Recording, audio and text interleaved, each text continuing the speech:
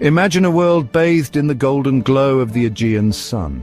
Picture a bustling city alive with the sounds of commerce and conversation. This is Ephesus, a thriving hub of ancient Greece. In its heart, nestled amidst the city's vibrant tapestry, stood a monument of unparalleled beauty and grandeur, the Temple of Artemis. Towering over the cityscape, the Temple of Artemis was a sight to behold. Its gleaming white marble, quarried from the nearby mountains, shimmered under the Mediterranean sun. 127 massive columns, each a towering testament to human ambition, supported the temple's immense roof. Pilgrims and travelers, their eyes wide with awe, journeyed from the farthest corners of the known world to witness this architectural marvel. They came to pay homage to Artemis, the goddess to whom this magnificent edifice was dedicated, and to marvel at the sheer scale and artistry of her temple. The Temple of Artemis was more than just a place of worship. It was a symbol of Ephesus's prosperity, a testament to its citizens' devotion, and a shining beacon of Greek architectural genius that echoed through the ages. Who was this goddess, this Artemis, whose presence commanded such reverence and inspired such architectural splendor? Artemis, in the Greek pantheon, was a multifaceted deity. She was the twin sister of Apollo, the god of music, light, and prophecy. While Apollo embodied the sun's radiant energy, Artemis personified the moon's cool, ethereal glow. She was the protector of wild things, the guardian of forests and mountains, the patroness of hunters and huntresses. But in Ephesus, Artemis transcended her traditional Greek identity. She evolved into a deity uniquely interwoven with the city's character. This Artemis was not just a huntress, but a mother goddess, a symbol of fertility and abundance. She embodied the life-giving forces of nature that sustained Ephesus's prosperity. The Ephesians revered her with a devotion that bordered on the fanatical. Their Artemis was Artemis Ephesia, a goddess inseparable from the city itself. The Temple of Artemis, like many ancient wonders, did not spring into existence fully formed. Its origins were far humbler, rooted in a time shrouded in myth and legend. The earliest structure, a modest shrine, likely predated the arrival of the Ionians, the Greek tribe who would establish Ephesus as a major power.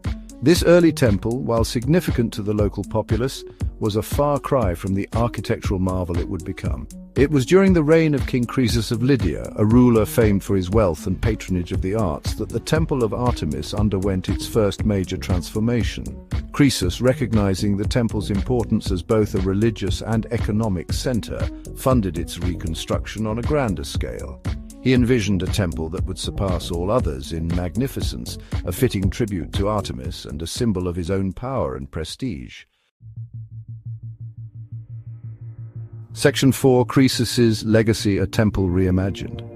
Under Croesus's patronage, a team of the finest architects and artisans from across the Greek world converged on Ephesus. They brought with them their skills, their vision, and a shared ambition to create a masterpiece that would resonate through history. The temple they built was a marvel of engineering and artistry. Its most striking feature was its forest of towering columns, each meticulously carved from pristine white marble. These columns, over 60 feet in height, were adorned with intricate reliefs depicting scenes from Greek mythology and Ephesian history. The temple's interior was equally impressive. A colossal statue of Artemis Ephesia, carved from ivory and gold, dominated the sanctuary. The air was thick with the scent of incense, and the walls shimmered with offerings from devotees and dignitaries. The Temple of Artemis quickly became more than just a religious sanctuary. It evolved into the heart of Ephesus, a bustling hub of economic, social, and cultural activity. Merchants from across the Mediterranean flocked to its shadow, drawn by the promise of trade and the protection afforded by the goddess. Philosophers and scholars engaged in lively debates within its hallowed precincts, and artists and musicians found inspiration in its beauty. The temple, under Croesus's patronage, had become a microcosm of the ancient world, a vibrant testament to human creativity and ambition. Section 5. The Fires of Ambition and Fate's Capricious Hand. Fate, however, as is often the case with human endeavors, had other plans. On a night etched in infamy, a young man named Herostratus, driven by a perverse desire for notoriety, set fire to the Temple of Artemis. The flames, fueled by the wooden roof and offerings within, raged uncontrollably, engulfing the temple in a fiery inferno. The destruction of the temple sent shockwaves throughout the ancient world. The Ephesians, heartbroken and outraged, vowed to rebuild their beloved sanctuary with even greater splendor.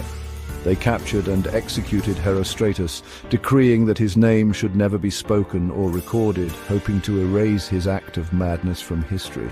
Ironically, it is through his act of destruction that Herostratus achieved the infamy he craved, his name forever linked to the temple he destroyed.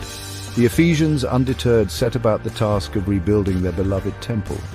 The ruins of the old temple were carefully dismantled, and a new foundation, even grander than the last, was laid. Section 6. Dust and echoes, the temple's enduring legacy. The Temple of Artemis, rebuilt with the combined might of the Ephesian people, rose again from its ashes.